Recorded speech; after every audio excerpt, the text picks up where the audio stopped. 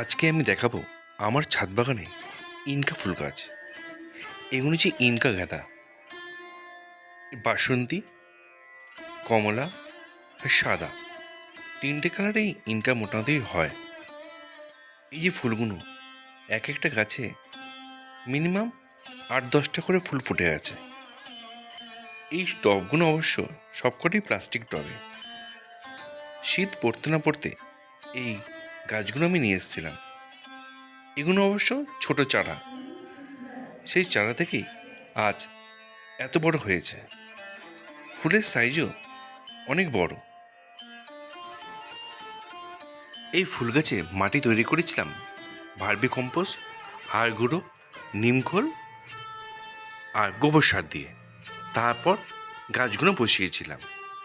এই যে ফুলগুলো দেখছি, এই ফুলগুলো ভারে পড়ে যাচ্ছে, এত বড় সাইজ রাখা যাচ্ছে না।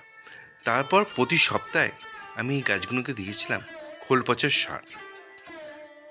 এই গাছগুলো খুব তাড়াতাড়ি বড় হয়ে গেছে, আর এখন ফুলের সাইজও অনেকটাই বড় হয়েছে।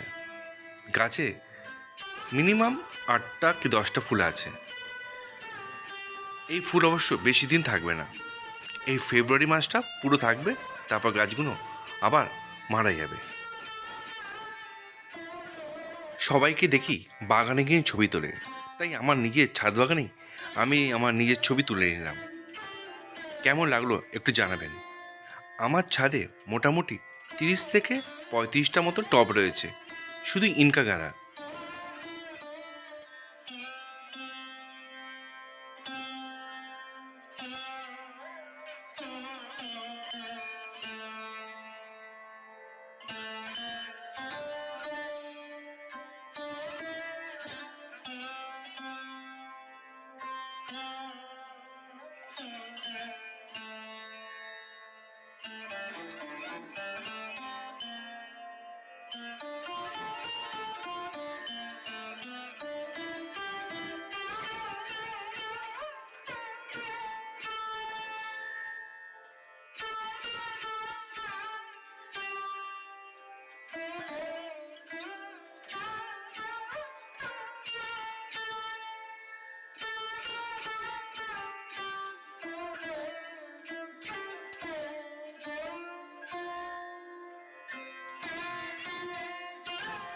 ফুল প্রত্যেকেই ভালোবাসে, আর শীতকালে এই গাঁদা ফুল কে না ভালোবাসে।